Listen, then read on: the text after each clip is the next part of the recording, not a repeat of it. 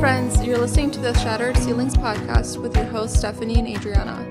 We're here to discuss the importance of mental health from the perspective of two first-generation immigrants. Join in weekly as we dive into important topics such as relationships, parenting, and cultural barriers. Here, we get real and candid as we explore what disrupting the status quo looks like for each of us. Hey guys, welcome back to Shattered Ceilings podcast. We're your hosts, Stephanie and Adriana. And we're so glad to have you guys back with us. We are on episode 13. That is so wild to me. Adriana was saying as well, I can't believe that we've been doing this for almost half a year. Yeah, it's so crazy. Time has flown by and we're so excited. This is a topic that I've had on my mind since the beginning. It's so important to me, and I'll kind of go into it later. But most importantly, I think that every woman should talk about this. Mm-hmm. Every mom should talk about this. So we're really excited to bring it up today. We're talking about the topic of matrescence, and we titled the episode "The Birth of a Mother." So we're really excited to kind of go into this. I'm excited because I'm pregnant and I will be a mother soon. We were just talking about how soon September sounds. Yeah. Oh my gosh, it's so crazy. Yeah. The baby's coming in September. Yeah. I'm excited. I know you said obviously this episode might be geared towards women. I think men, especially if your wife has kids. You're so right. I think it's an episode that they should listen to it. And then even if you're not a mom, I'm still excited to learn about this because it's something that most women will go through. Right. Exactly. That's such a good point. Even a partner listening to this will be able to get like a different perspective and kind of understand, you're right, what their spouse is going through. Yeah. That's true. So when I read these statistics, I was like, not scared because I'm like, I don't want to scare you to me. But it's definitely crazy knowing the changes in a new mom. Yeah. 1 in 7 face postpartum depression. 1/3 develop a pelvic floor disorder. 60% experience abdominal separation. Yeah. So those are pretty crazy numbers. But becoming a mother is huge, complicated life transition that can rock every fiber of a person's being. There's one statistic that applies to every mother on earth, regardless of culture or ethnicity. 100% of mothers experience something called matrescence. Yes, and that's crazy. Yeah, so it's the physical, emotional, hormonal, and social transition to becoming a mother, a term coined in 1973 by anthropologist Dana Raphael. Yeah. So if you want to break it down in more practical terms. Yes. So it's important to note that this was a term that was created by this anthropologist, Dana Raphael, in the 1970s, but it hasn't really gained traction, I think, until recent years, just because I think more women had to kind of begin studying this. And Dana Raphael talks about how she wanted more women scientists to research this because a lot of times research is geared a lot towards how the baby is going to turn out, how the baby is, and not so much, towards the mother and her shift during this time of when she becomes a mom. So it's something that's fairly new, but I think it's so important to talk about and be aware of just because it brings, awareness to it. And when you're going through it, it makes it easier to know that, okay, this is normal. Other women go through this. 100% of women go through it in some way, shape, or form. So basically, matrescence is when a woman experiences a huge identity shift while becoming a mother. It's one of the most profound and significant physical and psychological changes that a woman can experience in her life.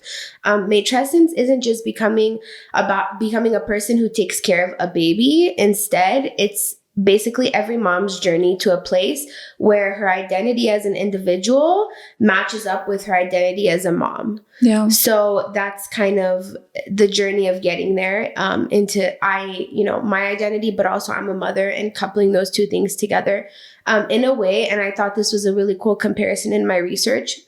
We can compare matrescence to the awkwardness that we feel during adolescence. Oh. Which I think we all miss that. Yeah, exactly. We get to go through it again when we become moms. It's such a drastic change in every single area of your life. Like you will feel this change physically after giving birth. And that can look like not being able to recognize your own body and how it looks after you give birth. You will feel this change in your friend groups. If your friends are not mothers and they can't empathize with you, you'll feel the change in your relationship with your spouse, in your family dynamics, because now you added a third person to the mix and now you're mom and dad. So you need to figure out kind of how to navigate that. You might even feel it in your job, as your priorities may not be the same as they were before giving birth. Yeah. So in other words, once you welcome your baby home, nothing will ever be as it was again. That's so crazy. Yeah. Crazy, like in the most beautiful way, but also in the most like, wow, like this is a huge life change. Yeah. Right now my friend is due May 13th and she's like, no, I want to give birth now. Like, yeah, she's ready. She's ready. She's excited. And I'm like, listen, once baby's here, your whole life is going to change. Like, just enjoy the last 2 weeks. Like, you can't really force yourself to have the baby. Right. Like, baby will come. And she's just so excited. But I'm like, you'll never be able to just go to this restaurant with us right now or get a coffee. Like, enjoy the time now because everything does change as soon as it's so good that home. Yeah, and it's so good that you're aware of that. I think it's because you've been around, obviously, like a lot of babies and mom friends. Yeah, exactly. Yeah. And your sisters and everything. So you're aware of that. But it's so important for us to talk about this because, like I said, more oftentimes than not, a majority of research will be focused on the baby and how the baby turns out. But if we turn the lens onto the mother and we study her story and what changes she's experiencing, then we can kind of get a glimpse into how her psychology will impact her parenting down the line, which will obviously in turn impact the child. So I think it's really important to kind of turn the lens on the mom too. Of course, this transition, like you said, Adrian, and I'm glad you brought that up, it's also very significant for fathers. I do think fathers, go through a form of this as well. But women who go through the hormonal changes of pregnancy may have like a very significant neurobiological experience that they're going through. And I just think it's so important because when people have more insight into their emotions, then they can be more in control of their behaviors. So even if the focus remains on the child, understanding the psychology of pregnant and postpartum women can down the line promote healthier parenting. Yeah, that makes sense. Yeah. I'm trying to read all the books and get all the info. Or every time I see a mom, I'm like, any advice or what did you go through? Yeah. Because I feel like when you know more info, you're not left in the dark or you kind of know what to expect. And I know every journey is different, but I think it's still good to know like everyone's journey and just see like how similar it is or how different it is. Yeah. And then when you go through it yourself, I love that you're so aware and that you're so open to advice and stuff, because then when you go through it yourself, you'll be able to be like, oh, I remember this person went through this, or I feel more understood. And also I can go to them for advice if I need advice. So I think that that's great that you're so aware of that. I want to kind of bring up matrescence is such a stark contrast to the bounce back culture that we experience as moms after giving birth. Yeah. And when I say bounce back culture, I'm talking about all the questions that are thrown at you. When are you going back to work? When are you going to fit into your jeans again? When are you going to be the person you were before you had the baby? Yeah. And I think somebody who hasn't gone through childbirth won't understand at all. Yeah. Like it's so hard. And that's why I said you'll maybe see a shift too with your friends who are not mothers. I know I experienced this. They don't understand. And that's okay. And that's totally normal.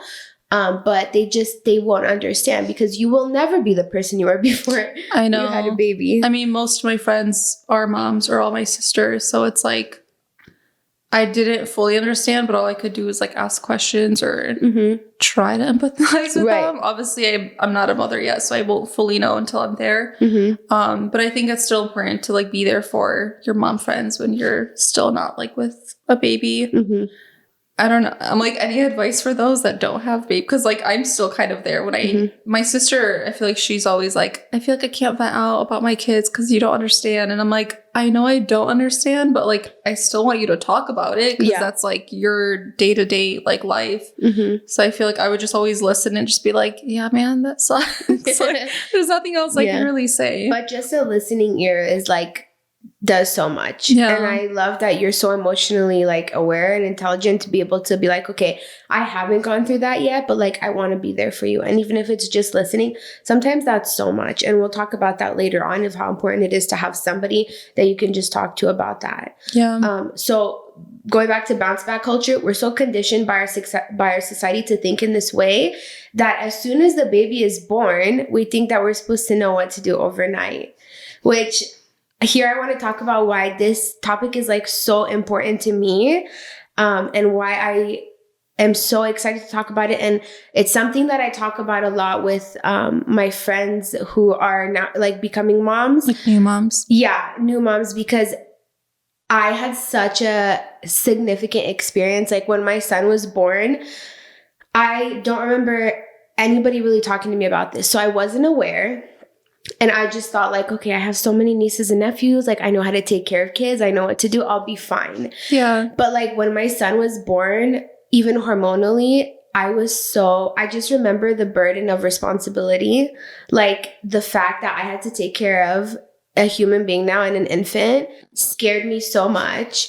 Like on top of that, you know, all the emotional things I was going through, I didn't feel like I connected with my son right away. Like I didn't have that moment when he was born where like I looked at him and I was like, oh my God, like I felt this huge connection. Yeah. I didn't have that. I'm happy you say that, because most women obviously say like, wow, we connected, and like this beautiful story that is beautiful, but it's nice to know that's not everyone's story. It's not for everybody. Yeah. And that's what messed me up so much, was because that's all I heard. And I'm like, I remember telling my husband, like, okay, that's it. Like, I'm not meant to have any more. Like, I'm not meant to be a mom. Yeah. I was like, I'm not a good mom. All this stuff. I was questioning myself.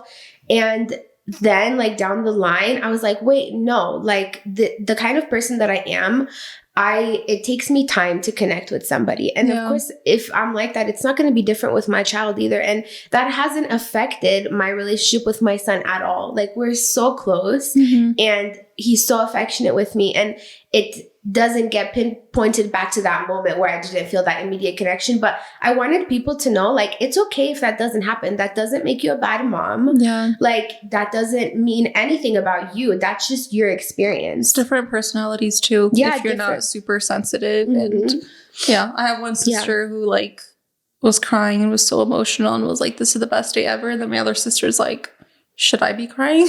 Like, I'll never forget that sister that you're mentioning, that I actually had a conversation with her after my son was born. Yeah. We saw each other at a church and she's like, I shared this experience with her. And she's like, it's okay. I felt like that too. Yeah. And I felt so seen. I was like, oh my gosh, like, thank God, like, I'm not the only one. Like, I didn't feel crazy. Like, you're going through so much stuff that it just helps so much to like know that like somebody else has gone through that. Yeah. So that's kind of where I feel like it's so important, because I thought, okay, like, you know, society makes you think the baby's born. Now you need to know, you need to know what to do. Everything just falls into line. You'll know what to do. And yes, I do believe that intuition kicks in, like to some extent, but you're still going through so many like hormonal changes, so many, especially with your first, that you don't need to put more added pressure on yourself of why your story, your experience doesn't look like everybody else's. Yeah. So that's kind of what I wanted to talk about. And the thing is, when you feel like that,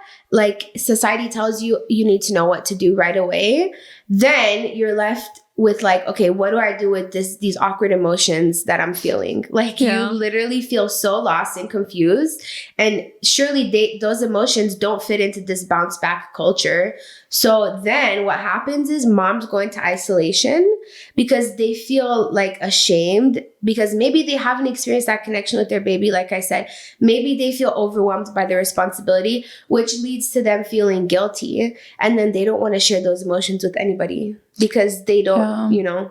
Do you feel like it was hard sharing those emotions with your husband? Because not that he's not going through it, but it's like you're the one that gave birth and you're dealing with all the hormones. Because I know sometimes we can tell like our spouse something and they just don't get it. Right. Yeah. So I feel like that also is tough when your husband also doesn't really know what to do. So it's like a lot of people, if they don't have that support group or like a good friend or a good sister, who do they talk to? Yeah. And a lot of times it's just being like talking to your husband and just being, I just need you to be there for me. Like, I don't know how to explain to you right now, but I just need you to be there for me. And for me, I remember after my son was born, my husband's like, okay, like I'm going to go back to work right away. I'm like, no, like you don't understand. Like I was so confused. I had so many emotions at that time. And I'm like, I just need you to be like my rock right now in this like crazy time. And, you know, we'll talk about it later, but those emotions passed. And as my hormones settled down, I kind of settled into this new normal. And I'm like, okay, I'll be okay. But in that time, you feel like, is this my life forever? Like the end of the world? Yes. Do you feel like how you felt with Samson versus Sienna was so different? Because you like knew what to expect? Or yes, I knew what to expect. With Samson, I did have baby blues for the first 2 weeks after he was born. I remember the first night after he was born, he cried the whole night. And I was so exhausted. And I just remember I didn't get any sleep that night after having given birth. I was so traumatized because of that first night. So when we went home, every time, and I talked to some moms about this, and it seems to be like a common theme with moms, whenever I would see the sun go down, I would get like anxiety right away. Yeah. Because I knew like, okay, the night's coming, like he's going to be awake. I'm not going to get sleep, blah, blah, blah. Yeah, and you knew what to expect. Yeah, so I felt that for the first 2 weeks. And then after 2 weeks, I literally felt like a shift in my mind. Like I totally think it was hormonal too. And then I felt better. But with Sienna, I didn't have that at all. And also the birth experience was completely different. With Samson, I had the epidural, and I just remember they gave me something else for pain, and I was so out of it. Oh, wow. I remember when he was born, I was like so out of it, and I think that affected it. With Sienna, I was 100% there. Like I remember everything emotionally. I felt so different when she was born, and I think that moment because it was so different when she was born, changed my postpartum too. Yeah, like your recovery. Yeah. So it was very different, I would say. And I think that's kind of where the importance of discussing matrescence comes in. Because if we know and we understand what matrescence is, then it will normalize, and not only normalize, but it'll also validate how a new mother feels. It's not something we talk about a lot, but I think we really need to talk about it more. Yeah, this is the first time I heard the term. That's why I was like, Stephanie, what is this? Especially in the immigrant community, I think it's really important to talk about. Like, I mean, we're, you know, all in this season, our age where we're having kids. And again, it's something, you know, we don't like to, people will say, oh, you're airing your dirty laundry. No, like we are all going through this. It's hormonal. God created women like this to give birth and to go through these hormonal changes, and we need to talk about it. Yeah. Now being pregnant, not that I'm not close to my mom, but like, I think I was just always closer to my dad. But now I'm like, so mom, like, how was it when you were pregnant? And it's like not awkward asking these questions. I've just never been like super personal with her. Yeah. And knowing she gave birth 14 times, I was like, oh, man, she's super mom. How seriously. Did you do that? And it gives you like a new respect of moms to your mom, grandparents. I'm just like, it's crazy knowing you were pregnant this many times and you gave birth to this many kids. And it's amazing. I was like, I'm sorry for all the times I thought you were crazy. That's sweet. I would be going crazy. Can you imagine that many kids? I know, I have two. It's just crazy because I remember being younger too. She had like a miscarriage, and I was like maybe 13, 14. I like knew what it meant, but obviously you don't know the extent of like the emotional part. So it's like just looking back, I was like, man, like it sucked knowing like my mom went through that. And not that she had no one around in her circle, but I feel like being in the immigrant community, no one really talked about it. No. Or it was just normal. Like, oh, I had one too. And it's like, okay. Yeah. Like just because maybe you felt fine doesn't mean like my story is not the same. Yeah. A lot of what they went through and how they dealt with things is deal with it and move on. Yeah. Like just get through it. Get through the pregnancy, get through, you know, and now you see like all this stuff will like come back at one point. Like if I feel like it makes a lot of sense why our parents are so emotionally disconnected too. So, you know, I think that it's definitely it's something that we should learn from them and from their generation, and like not be ashamed to talk about this stuff because we go through it anyways. Yeah. And I think talking to the older generation about it, not as nice, but like it just felt like more connected, like we're going through the same thing or we went through the same thing. And it was just interesting seeing my mom's perspective because I don't know, once you're an adult and you're going through the same thing, you're like, okay, my mom went through this too. And you can also in a sense, gain strength from them, from their experience. Yeah. And I feel like it got us a little bit closer. And I'm sure when the baby's here, it'll get us closer to talking about how to raise a child and what like That's she did. amazing. And that makes things me like happy. That. So I just thought it was funny because I was just like, every time I would tell people like, oh, I'm from a big family, they're like, wow, God bless your mom. And I'm just like, oh, yeah, she's so nice. Yeah. But now I'm like, no, that took a lot of strength to even have one child is a lot. So yeah, seriously, that's amazing. Yeah. So kind of going back to like how society puts pressure on new moms, I also think it's important to talk about how we feel pressure as new moms, that we should only feel joy during this life change. Yeah. Like even in media or in movies or something, they only show the good parts, obviously, and the happy parts. And you kind of feel like the only emotion I should be experiencing right now is joy. And anything that's not joy is not normal to be feeling, which is so crazy and so backwards. Because yes, while there's so much joy, it's like the happiest time. Like welcoming your child into this world is something so special. There can also be unpredictability, sadness, and sometimes scary moments. Like I had that first night. And me, I felt, like I said, ashamed that I felt that. And I didn't want to open up to people and talk about it. Yeah. But then I realized like, no, I don't want people to deal with this emotion alone like I had to. So I think that's why it's important to talk about it. Yeah, I like that you do that because I think you went up to a few new moms and you were just like, girl, like, how are you? Yeah. And you could just tell they felt seen and they're just like, because usually when people see you, they're like, oh, how's baby? And you're like, ask about me, please. Right. Like, no, really, how it really becomes about the baby. So I feel like I like that since you went through that, it does help you like comfort others and like really look out for them. Yeah. Because now I know with all my mom friends, it's easy to just, when you see them, oh, like, how are your kids? Like, how are they? And it's like, you never, not ask how they are, but you kind of like, not forget, but it's just that like transition. Yeah. Kind of like even when you get engaged or married, it's like, oh, how's marriage? How's this? And it's like, how am I? Like, it's, you're the person going through it too. That's that's really, I love that you said that. Yeah, I'm talking really to myself too. Because I would remember always asking my friends, like, how's baby? And then I'm like, no, like different mindset after how's baby. Like, how are you as a mom? Right. So I'm still learning. I do have a question though. What is the difference between like postpartum depression versus matrescence? Okay, so I'm really glad that you brought this up because I think some people might ask that. It sounds like it could be similar, but unlike matrescence, postpartum depression, and anything under that umbrella, postpartum anxiety or baby blues, postpartum depression will interfere with the new mother's daily functioning. So it will interfere with their daily life. Some symptoms might look like severe anxiety or panic attacks, like overwhelming fatigue. But then you have like a difficulty sleeping that's not related to caring for a newborn. So for example, if you're up all night, like watching the baby to make sure they're breathing or something, that would be postpartum anxiety.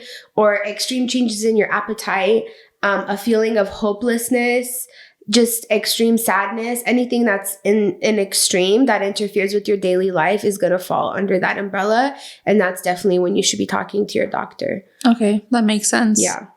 Because the other is just more of the journey that a mother kind of goes through and not has a new identity, but in a sense you become and a new person. And trying to figure out, your footing. There's so many emotions that a new mom experiences, like we talked about. And going back to how we feel pressure to feel only joy, singling out joy as the only emotion that you're allowed to discuss with others is not only unfair, but it's also like unrealistic and like so false. Because if you take into account just scientifically the hormonal changes that a new mother experiences, then you begin to realize that not everything like postpartum is seen through rose-colored glasses. And I think that that's really important to talk about. Once again, in immigrant communities, we don't talk about, the hard stuff. We don't. And that's something I have to learn to the American culture a lot. And I love that, is that I feel like they do talk about these things. They prepare moms for that. And that's something that we really need to bring into immigrant communities. Yeah. I think it just takes one though, like being more open about it and asking the hard questions and or just sharing your experience. Because I ask like most moms I come across just like their experience, and when I hear like a tough experience or like a more genuine one, I'm like, thank you. Because maybe another mom did experience the fairy tale and because like it's not the joy. Yeah. Like I don't think they're lying, but it's like in a sense more comforting knowing like, okay, if it's not that, it's okay if it looks different because everyone's journey is different. And even if you don't experience it postpartum, parenting, you'll experience it at one point where you're like, oh my goodness, this is so hard. Like the biggest blessing, and I talk about this all the time, it is like my children, but we need to like not downplay also how difficult it is parenting, because then people will feel not validated, and people will feel during those moments of extreme sadness or extreme anxiety, they will not want to reach out, because if everybody around you, like we've talked about it before, is only talking about joy and only posting like the nice and the pretty stuff, you feel like you're crazy. You feel like you don't, like nobody will relate to you. So why would you open up anyways about it? Yeah. So I think that there's strength in numbers, and the more people that talk about their experience, that was mine. It doesn't mean it was for everybody. But if I could, speak to one girl, and one girl maybe deals with that and, calls me or whatever, wants to talk to me about it, I'm happy to talk about it. I feel like that's the point of living in a community together. Yeah. I think that's so important. I know a few people like would post, especially on their story, which is like a cry out for help. Like you're really posting quotes on there. Yeah. But someone literally wrote like motherhood is the most loneliest thing. Oh my gosh, like, that's sad.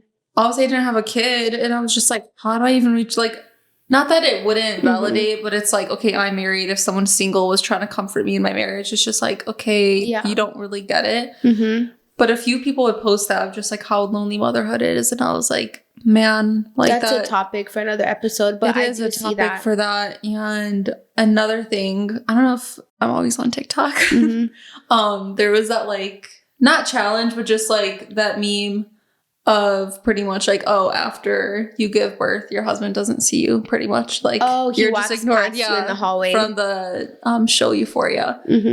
And I kept seeing that everywhere. I think that's when I first found out I was pregnant. I was like, why is this trendy? Oh my like, gosh. that's what I see. That's traumatizing. And you just kept seeing it like, and I would read the comments like, my husband ignored me and it's still been 3 years, or my husband doesn't care. And it was just so many like, not talking bad about their husband, but just saying like their relationship's not the same. Because I think it's a new season in like marriage. And then someone finally wrote like, I'm over this trend. Like, it's not always like that. Like, it brings you together. It's a beautiful thing. And like, that helped me, because I was like, okay, because obviously I haven't gone through it yet. But seeing that, everyone was like, oh my God, I'm so scared to have a baby now. I don't want my husband to not love me anymore. And I was just like, that's sad. I think you also have to be with a good guy. But when I would see those, I was like, this is so sad. Because I'm sure, like you said, the guy's also dealing with like being a father. But it's like, okay, that's when you also need to like prioritize your spouse as well and kind of get strong. So, and also if you do experience that, it's not forever. Like Phineas and I experienced that.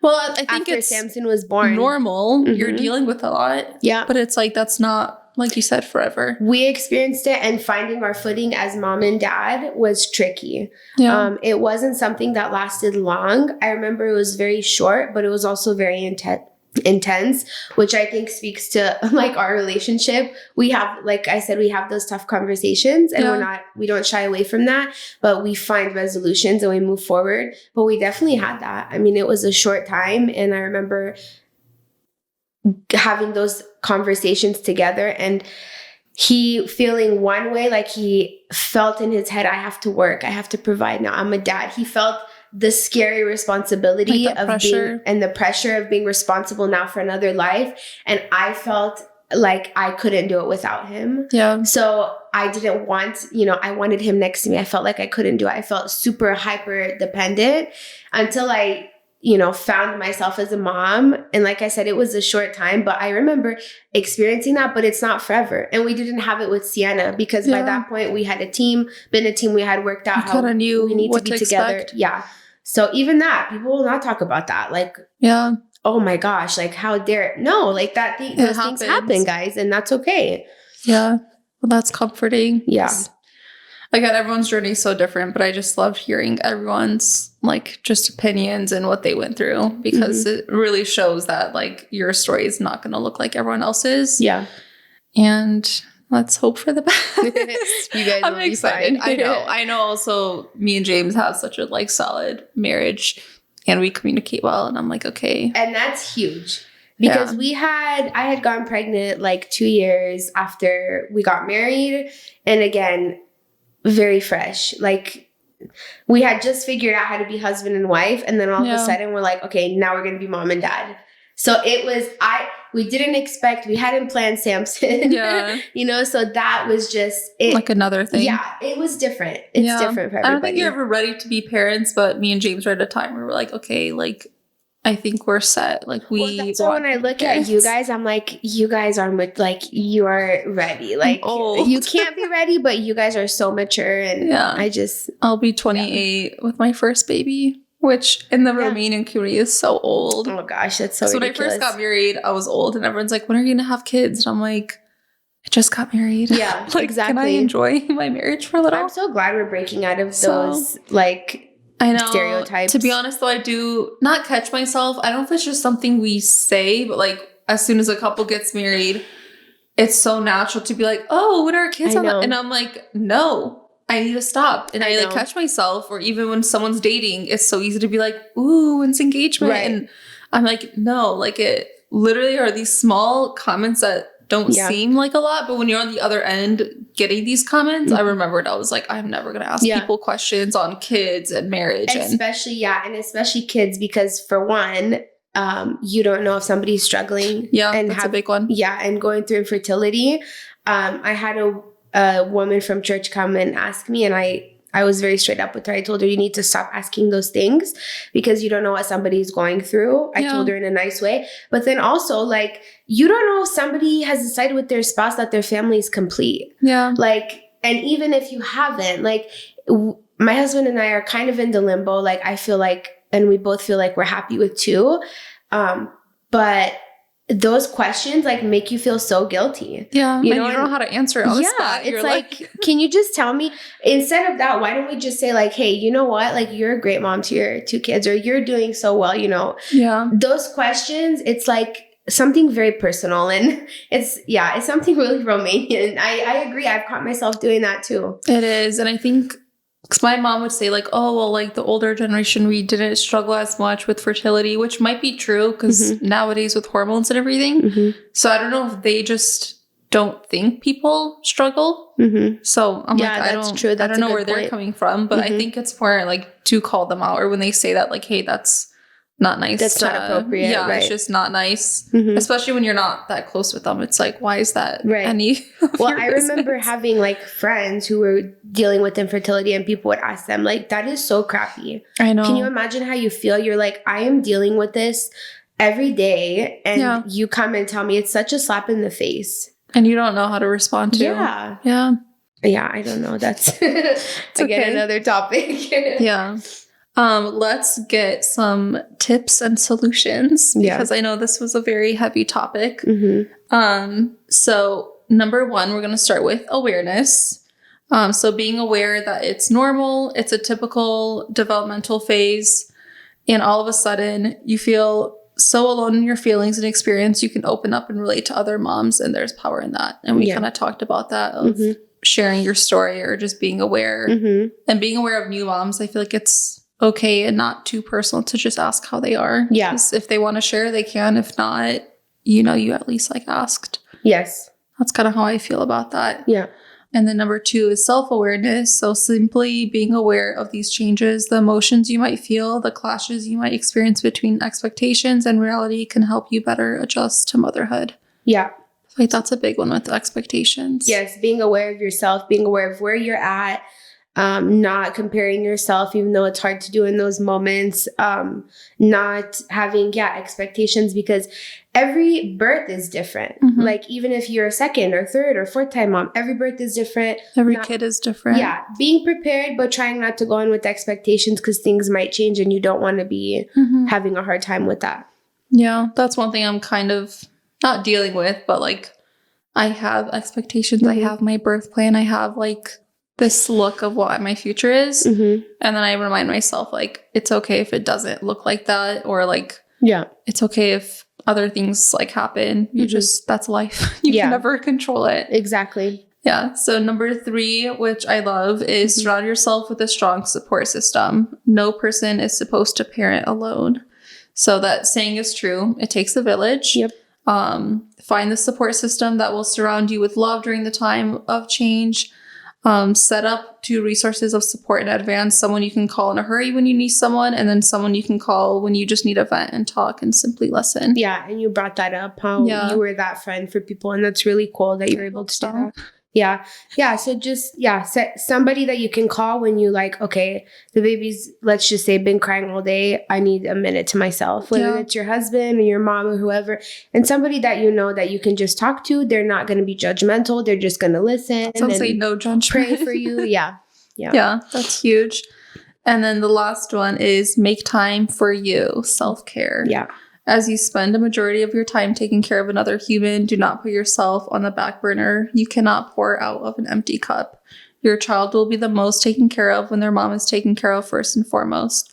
Make time every day to do one activity that makes you happy. If that's like taking a bath, going for a walk, conversation with a good friend, whatever fills your cup, I think is super important. The more time you spend on yourself, the easier and shorter this transition period will be. Yes.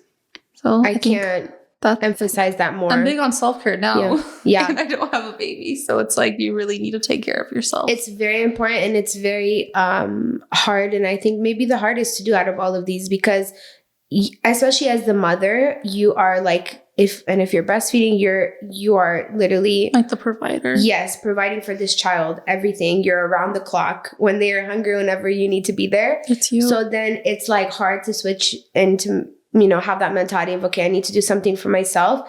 But I would recommend being very, communication is so important with your spouse during this time, and being like, hey, I need today this. Like, for example, I would talk to Phineas and be like, okay, I need 20 minutes at the end of the day to whatever, like do this for myself. And it would just help to kind of remind you that taking care of yourself, because I know we think that we need to offer everything to our kids. And yes, we do. But if you put yourself last, you're not offering the best version of yourself to your kids. Yeah, that's true. So I love that. Do you feel like, quick follow-up question, do you feel like mom guilt when you take care of yourself? Or is that like something you just learned to not feel guilty? I don't feel guilty. I love how honest you are. It's okay. I know some women and some moms experience that, but I just remind myself of how I am when I don't take care of myself. Yeah. If I don't prioritize myself, I'm not prioritizing my kids, because then when I am whatever at my wit's end or something, I can tell when I haven't done self-care, because then I'm very less patient with them, quick to anger, and that's not fair to them. Yeah.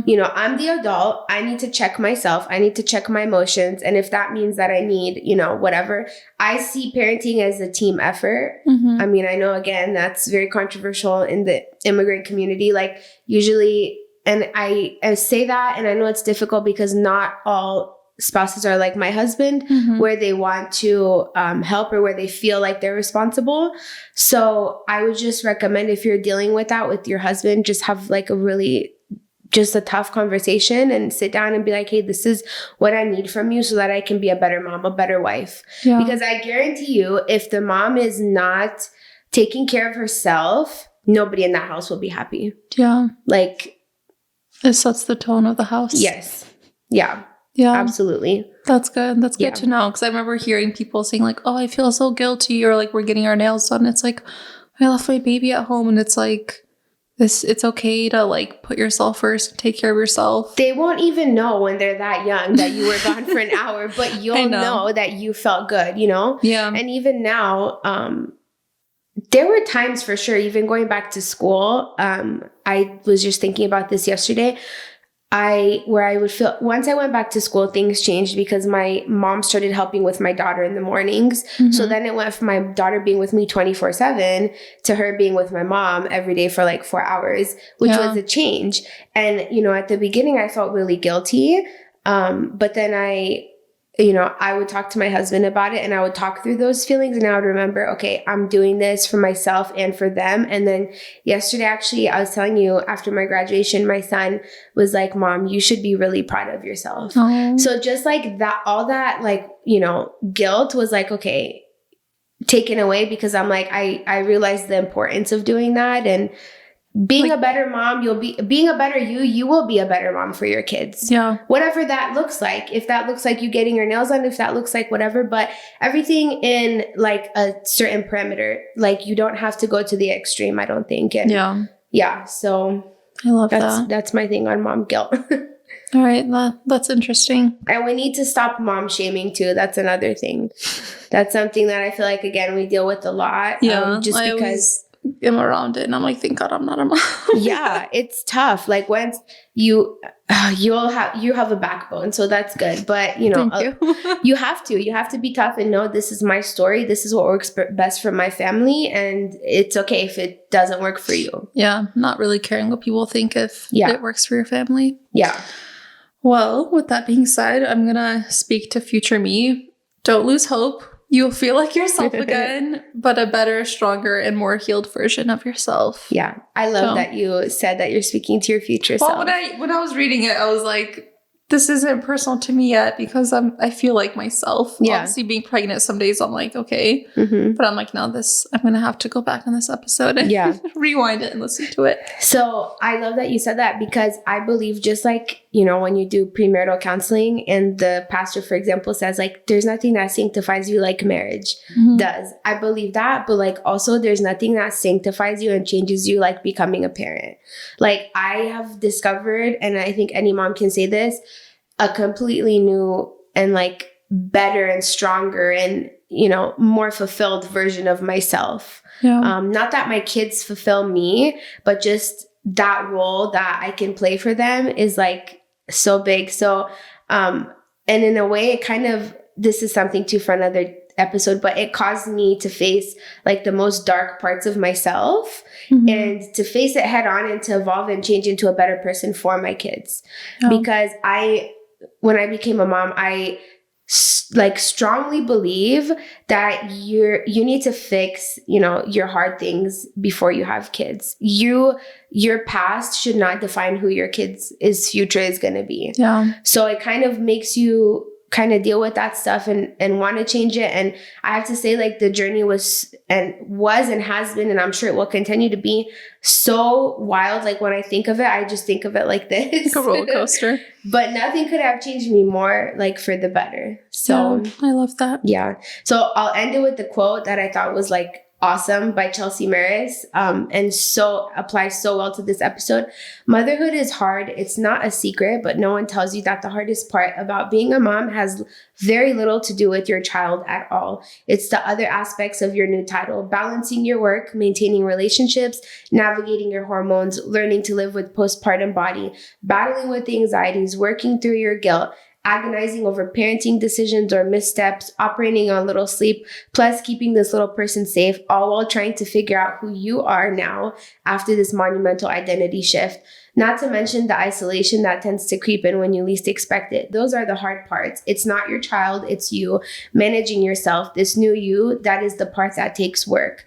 I'm learning and evolving every day. I have days when I kill it and days when it nearly kills me. When I say motherhood is hard, it is. Loving my baby and being his mom is not. That's the easy part. Oh, so good quote. Self-awareness, that's all I can think of, and when I think of this topic. Yeah, I love that. Yeah. Well, with that being said, thanks for listening to our podcast. We're very excited for this one. I feel like I learned a lot just from listening to you and your stories. I feel like I'd always hear little like bits and pieces, but it's kind of cool just seeing how your story and like who you are today. Thank you guys so much for listening. Please go ahead and subscribe to YouTube and Apple Podcasts and Spotify to keep up with new episodes. Also, please go ahead and leave a 5-star review if you guys are happy and you like what you're hearing. And if you have any suggestions for us, go ahead and do that through our free anonymous suggestion box, which is in our link tree on Instagram. Thank you guys, and see you back next week.